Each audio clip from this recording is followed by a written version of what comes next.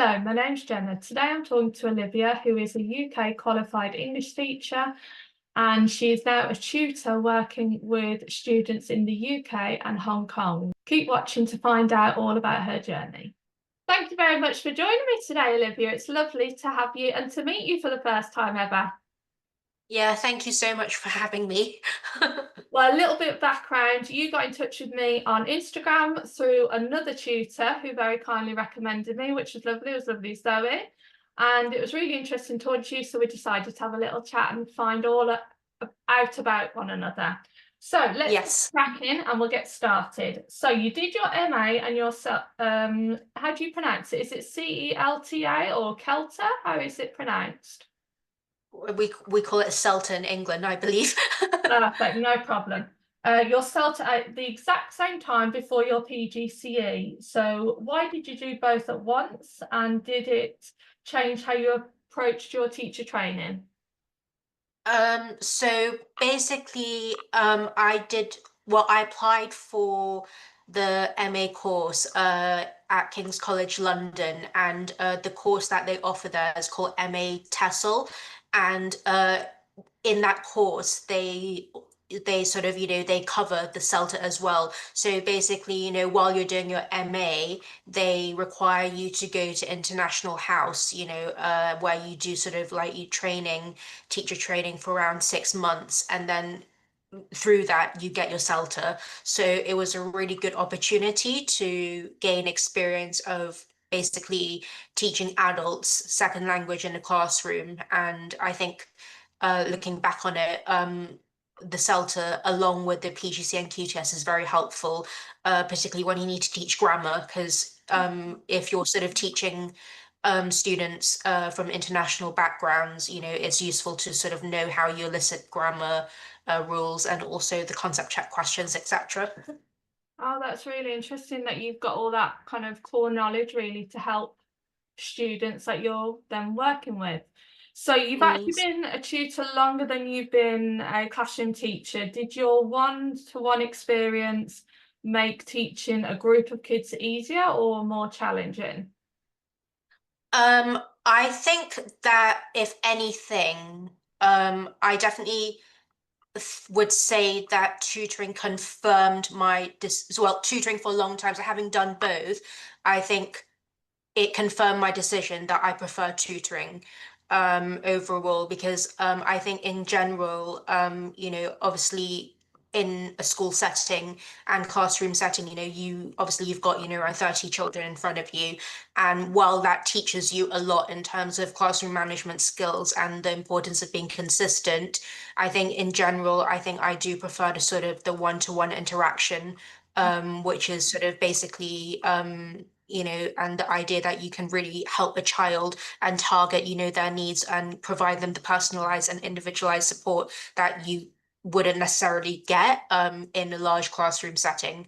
Yeah, so it's completely different. But I think I also really like the idea of tutoring, because I think you get to sort of like manage your work and your timetable as well. I kind of found, the satisfaction of sort of running your own business and being able to sort of play around with, like how you sort of, work basically. Yeah, I appreciate that. We've been in a classroom, you're so overwhelmed with so many Yes. children. You can have like 35 children if it's an overwhelming year group. And that's a lot of, Yeah, I mean, even though it's considered normal in society, it's very, very challenging and hard to do. So yeah. obviously, I've learned a lot, and I would say that school teaching made me a better tutor as well. So I don't sort of regret the experience, but obviously, I think I'm ready to sort of long term, just to go back to tutoring, which is kind of like my real passion, I think.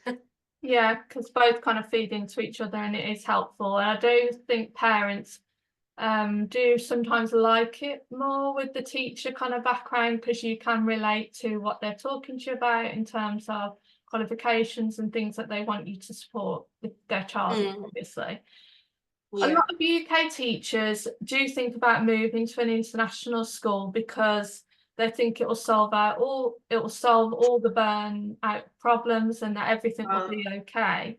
Having done both, what has been the biggest myth about teaching abroad? The problem about working internationally is that it's very much it's still the same pressure in that there's less work, but the level of customer satisfaction is even more required because the economy isn't great at the moment. So therefore schools will not want to have, difficult conversations with parents at the risk because they risk losing that particular customer, if they, tell their child, or that you're not good enough or whatever it is. So sometimes, this is at the expense of, the quality of the education. And, it's very much about, keeping the customers, keeping them happy, so it's actually it's quite difficult. And it depends on where you work internationally as well, because every country has its different challenges. Mm. Yeah. Yeah, definitely. You tutor students in both the UK and Hong Kong. I was really interested when you told me about this because I think I worked with one child in Hong Kong. They just found me on Facebook.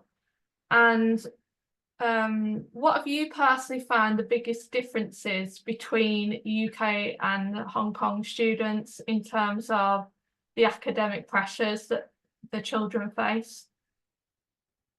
I think having, like obviously I'm British and, I went to boarding school at the age of 11 in England, but I was born in Hong Kong, so I have, that sort of Asian ethnicity in me. I think in general, the difference is that there is more of a sort of result-oriented mindset in Hong Kong sort of clients, we could say.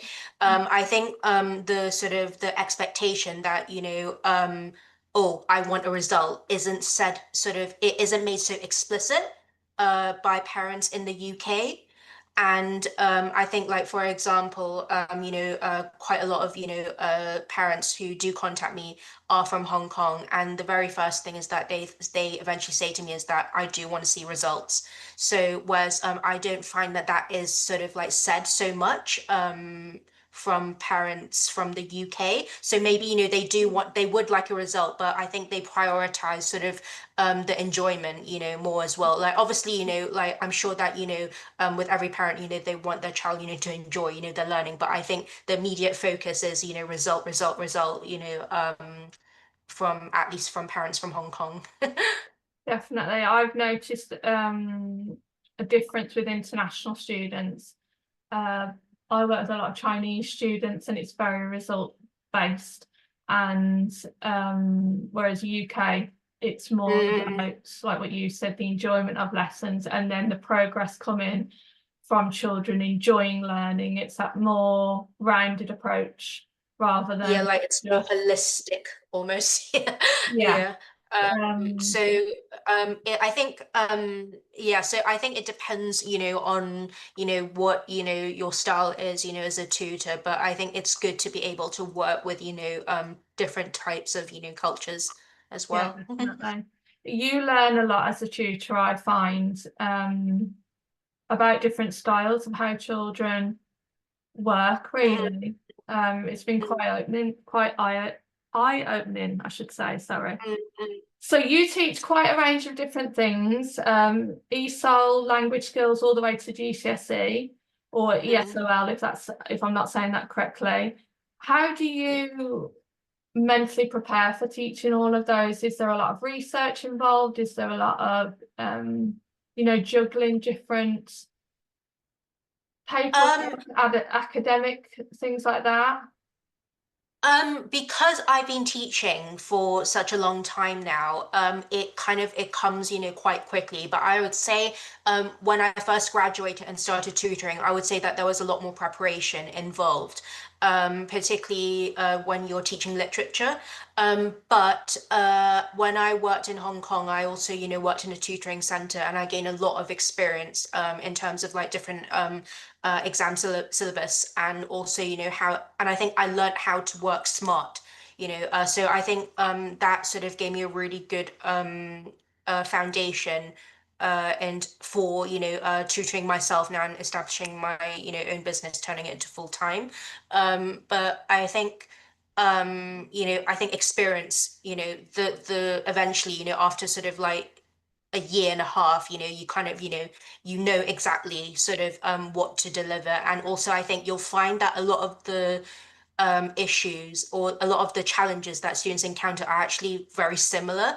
So, once you've taught, about, 10 or 15 of them, then you kind of know, that your next, potential, student is going to have that similar sort of issue. And then therefore you have a trial lesson that's sort of, directly diagnosing that similar problem. So it becomes, sort of easier the longer you do it. Yeah, you can kind of identify patterns of what's going to trip children up and that you want to help them Yeah, move and get over that hurdle. yeah, English yeah. relies on a lot of discussion, and obviously as children get older, become teenagers, how do you Mm. encourage teenagers to open up as part of your English lessons? I think the very first thing that you do in your very first lesson, and this is something I think working in the schools made me better at this.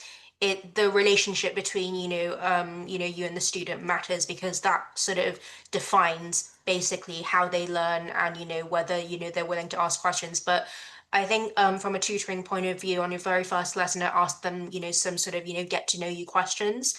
And then, we take it from there. And then all my learning is based on what I know about the student. And also it comes from just sort of reading between the lines, looking at your student's reaction. And so, for example, if a student, is so if the student, for example, is requiring a lot of repetition, that therefore that maybe you need to spend, a bit more time, on that particular topic, and that it might be a good idea to ask them a question at least 3 times because they might need a lot of repetition. Mm. So yeah, yeah. Okay. I'm obviously from a primary background Mm, compared to where you're from. What mm. is the biggest habit or mindset that children in teenagers in Key Stage 3 have to kind of unlearn from primary school? I think at first, I find that particularly with year sevens, when they've literally just come from primary, they're used to being told exactly what to do, right, and how to do it. Whereas I think the jump from, primary to secondary is about, well, in English, I'm actually asking, to give me your own ideas. And, and I have to sort of emphasize a little bit more that there's not necessarily a right answer. It's not like maths, where it's either one or the other. As long as, you're contributing and as long as you can justify your idea, it's okay. And I think they always, at first, early on in year seven, they always write, is it okay if I do this? Is it okay if I do that? I'm like, I don't mind how you do it, as long as, it's neat and presentable. Yeah. Mm. Yeah, I have that even with primary children. They're like, is it Oh, really? okay? Are you sure? I'm like, yes, it's fine. Don't worry. We're not in a classroom full of 30 Yeah. children. You can do that. Um, Yeah. yeah. So moving on to kind of leaving the classroom and your business. Mm. Was your decision to leave the classroom a sudden light bulb moment, or was it just a kind of slow fading out? It was a slow fading out. I think because I started off tutoring and I eventually, I went into school teaching. And then after working, in schools for basically 7 years, it was kind of, obviously I learned a lot, and I met, many people along the way, but I think it was the experience of school teaching was just going in circles for me. And I think that as I sort of, reach my sort of late 20s or even early 30s, I kind of, I kind of realized that I wanted to Yeah. tutor more and more. And particularly, since COVID, everything's has sort of become online. I kind of thought more and more, wouldn't it be nice, to sort of wake up daily and get to, work in the comfort of your own home, So I think it became a natural decision. It was gradual, and then one day I decided to finally put it into, practice. I thought, you know what, I'm ready to go back to tutoring. And I think it's taking that big step, of sort of, what, I'm going to leave what I did behind and now I'm going to, go back to tutoring. But I think it was all worth it. Yeah, definitely. I think Yeah. when you go from being a teacher to a tutor, it's a very different mindset. Mm, It was hard for me because essentially you are a business owner now, yes. which is very, very different from being a teacher. And you have to Yes. deal with things that you never, ever dealt with before. Or you obviously knew because you did a little bit of before, so you were kind of Mm, prepared for that. Whereas for me, it was a total shock to the system. yeah. Yeah. Absolutely total shock. But what was the hardest part about changing your teacher brain into a business brain for you? I think it wasn't particularly hard for me because I've always really, really, really enjoyed tutoring, and I felt like that the experience that I gained from Hong Kong was really valuable. I picked up, a lot of skills from working with, customer representatives, whose job was, to sort of like, promote you and gain, lots of clients. And I think in the process of, working in that tuition center, it was quite, a premium tuition center in Hong Kong. I learned a lot of, like how to market, certain courses and what courses should be marketed. I think I've always really enjoyed that, so I haven't found the change particularly like challenging. I think. I think if anything, I think I wish I knew that I wish I started sooner. I've Yeah, got like that. I I've had wish, that. yeah, I think I wish I returned to online tutoring sort of a few years earlier than recently. Yeah, I don't, Yeah.